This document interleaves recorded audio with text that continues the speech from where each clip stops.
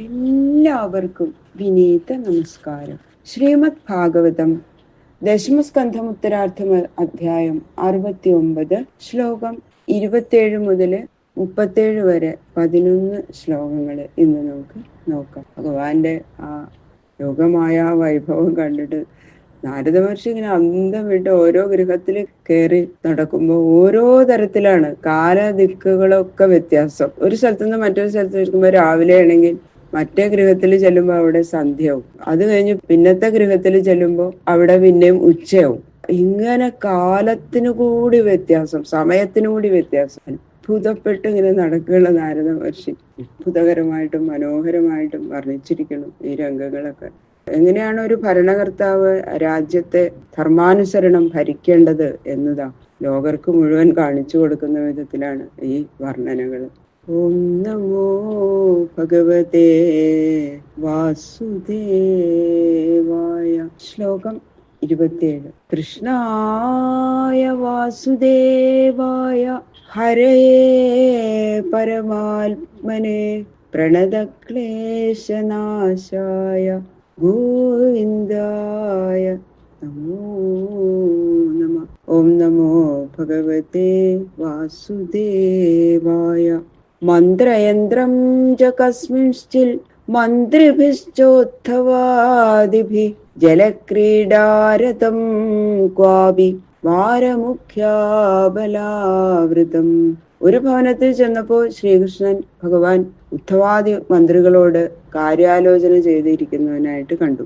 അപ്പൊ അടുത്ത ഭവനത്തിൽ ചെന്നപ്പോ വാരസ്ത്രീകളോട് ഒന്നിച്ച് ജലക്രീഡാ തൽപരനായിട്ടും കണ്ടു. കുത്രചിൽ ദ്വിജമുഖേഭ്യോ ദദതം സ്വലംകൃതാ ഇതിഹാസ പുരാണാനി ശൃണ്വന്തം മംഗളാനി ച.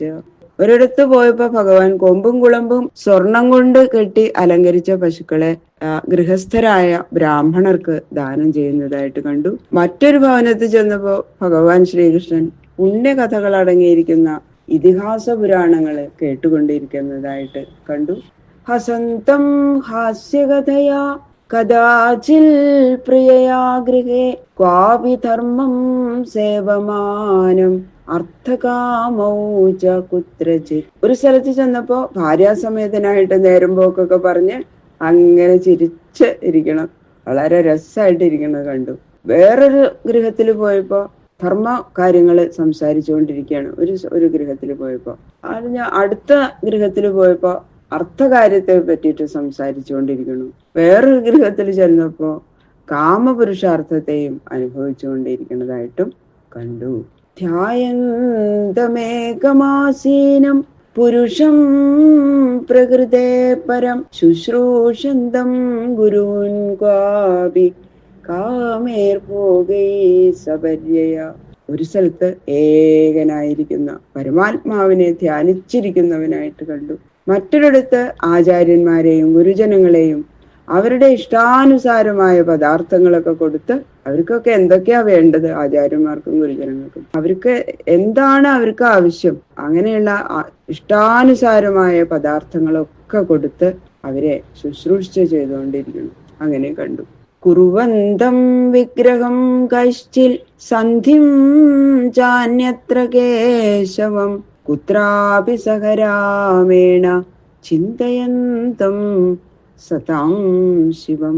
വേറൊരു ഗൃഹത്തില് ചെന്നപ്പോ മറ്റു ചിലരോട് കലഹിച്ചുകൊണ്ടിരിക്കുന്നു. വേറൊന്ന് ചെന്നപ്പോ ചിലരോട് സന്ധി ചെയ്തുകൊണ്ടിരിക്കുന്നു. അന്യഭവനത്തിലെ ജ്യേഷ്ഠനായ ബലരാമനോട് ചേർന്ന് ലോകക്ഷേമത്തെ കുറിച്ച് ആലോചിച്ചുകൊണ്ടിരിക്കുന്നതും കണ്ടു നാരദ മഹർഷി. ഒക്കെ കണ്ടിങ്ങനെ അത്ഭുതപ്പെട്ട് ഓരോ ഗൃഹത്തിലായിട്ടെങ്കിലും നടക്കുകയാണ് നാരദ മഹർഷി. പുത്രാണാം ദുഹിതൃണാം ച കാലേ വിദ്യുപയാപനം ദാരേർവരേ തൽസദൃശൈ കൽപ്പയന്തം വിഭൂതിഭി. പിന്നെ ഒരിടത്ത് ചെന്നപ്പോ ശ്രീകൃഷ്ണ ഭഗവാൻ പുത്രന്മാരുടെ കല്യാണത്തെ കുറിച്ച് ഇങ്ങനെ ആലോചിച്ചുകൊണ്ടിരിക്കുന്നു. വേറൊരു ഗൃഹത്തിൽ ചെന്നപ്പോ പുത്രിമാരുടെ വിവാഹത്തെ കുറിച്ച് ചിന്തിച്ചു കൊണ്ടിരിക്കുന്നു. അവരുടെ അനുരൂപ ഭാര്യാഭർത്താക്കന്മാരുടെ ഭവനങ്ങളിലേക്ക് വേണ്ടുന്ന ആ മുതലുകളൊക്കെ കൊടുത്ത് അവരെ അയക്കേണ്ട സംഗതിയിൽ വ്യാപരിച്ചുകൊണ്ടിരിക്കുന്നു. പ്രസ്ഥാപനോപാനയനൈ അപത്യാനാം മഹോത്സവാൻ വീക്ഷ്യ യോഗേശ്വരേശസ്യ യേഷാം ലോക വിസ്മിരേ. പെൺമക്കളെ ഭർതൃഗൃഹത്തിലേക്ക് പുറപ്പെടുവിച്ചയക്കുക, ചിലരുടെ ഭർത്താക്കന്മാര് തന്റെ ഗൃഹത്തിലേക്ക് കൂട്ടിക്കൊണ്ടുവരിക, ആൺമക്കളുടെ ഭാര്യമാരെ ചിലരെ അവരുടെ പിറന്ന ഗൃഹങ്ങളിലേക്ക് അയക്കുക, ചിലരെ ഇങ്ങോട്ട് കൂട്ടിക്കൊണ്ടുവരിക. ഇങ്ങനെ ഭഗവാന്റെ മക്കളുടെ മഹോത്സവങ്ങള് ജനങ്ങൾ ഇങ്ങനെ കണ്ട് ആനന്ദിച്ച് വിസ്മയിക്കത്തക്ക വിധമുള്ള കാര്യങ്ങൾ നിർവഹിക്കുന്നതില് അതിജാഗരൂകനായിരിക്കുന്നത് കണ്ടു. വേറൊരു ഗൃഹത്തിൽ പോയപ്പോ യജന്തം സകലാൻ ദേവാൻ ക്വാപി ക്രതുഭിരൂർജിതൈ പൂർത്തയന്തം കുജിൽ ധർമ്മം കൂപാരാമഠാതിഭി. ഒരു ദിക്കിൽ ചെന്നപ്പോ ഭഗവാൻ ശ്രീകൃഷ്ണൻ ധാരാളം ദക്ഷിണയൊക്കെ കൊടുത്ത് ഉത്കൃഷ്ടങ്ങളായ യാഗങ്ങളൊക്കെ ചെയ്ത് സകല ദേവന്മാരെയും തൃപ്തിപ്പെടുത്തുന്നതായിട്ട് കണ്ടു. ദേവന്മാരെ തൃപ്തിപ്പെടുത്താൻ വേണ്ടിയിട്ട് യാഗങ്ങൾ ചെയ്യണു. അത് ചെയ്യുന്ന ഋത്തുക്കൾക്ക് ധാരാളം ദക്ഷിണ കൊടുക്കണം. മറ്റൊരു ദിക്കിൽ ചെന്നപ്പോ കിണറ് കുഴിപ്പിക്കുക, ബഹുജനങ്ങൾക്ക് വന്നിരുന്ന് വിശ്രമിക്കാനായിട്ട് പൂന്തോട്ടം വെപ്പിക്കുക, വഴിപോക്കർക്ക് താമസിക്കാനായിട്ട് സത്രങ്ങളും മഠങ്ങളും നിർമ്മിക്കുക, ഇങ്ങനെയുള്ള പ്രവൃത്തികള് ചെയ്ത് ആ ധർമ്മത്തെ പൂർത്തിപ്പെടുത്തുന്നതായിട്ടും കണ്ടു.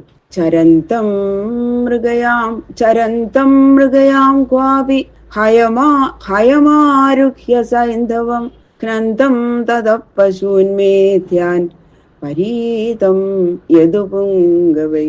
ഒരിടത്ത് ചെന്നപ്പോ ഭഗവാൻ അതിവേഗം പായുന്ന കുതിര, അത് സിന്ധുദേശത്താണുള്ളത്. അത് ഇതിനു മുമ്പ് പറഞ്ഞിട്ടുണ്ടല്ലോ. അങ്ങനെ സിന്ധുദേശത്തിലുള്ള ആ കുതിരയുടെ പുറത്തേറിയിട്ട് നായാട്ടിന് പോയിട്ട് പരിശുദ്ധങ്ങളായ മൃഗങ്ങളെ യദുശ്രേഷ്ഠന്മാരോടുകൂടി ചേർന്ന് ഹിംസിച്ചു കൊണ്ടുവന്നിരിക്കുന്നതായിട്ട് കണ്ടു. അവ്യക്തലിംഗം പ്രകൃതിഷു അന്തഃപുരഗൃഹാദിഷു ക്വചിച്ചരന്തം യോഗേശം തൽഭാവബുപുത്സയ.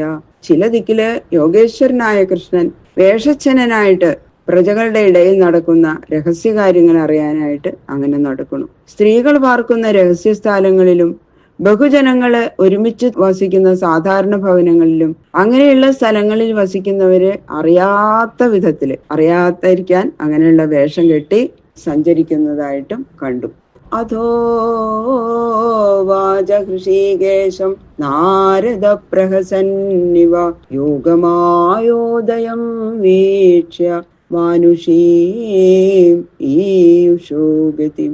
മനുഷ്യ ശരീരം ധരിച്ചിരിക്കുന്ന ഭഗവാന്റെ യോഗമായാ വൈഭവത്തെ ഇങ്ങനെ പ്രത്യേകമായും പ്രത്യക്ഷമായും കണ്ട നാരദൻ മന്ദസ്മിതം ചെയ്തുകൊണ്ട് ഇന്ദ്രിയങ്ങളെ എല്ലാം അതിക്രമിച്ചിരിക്കുന്ന ശ്രീകൃഷ്ണ ഭഗവാനോട് ഇങ്ങനെ പറഞ്ഞിട്ടിതാ ഭഗവാന്റെ ആ അത്ഭുതകരമായ യോഗമായ വൈഭവത്തെ നേരിട്ട് കണ്ട നാരദ മഹർഷി ഭഗവാനോട് പറയുന്നതാണ്. അത് നമുക്ക് അടുത്ത ദിവസം കേൾക്കാം.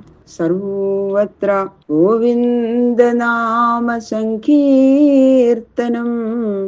ഗോവിന്ദ ഗോവിന്ദ ഗോവിന്ദ.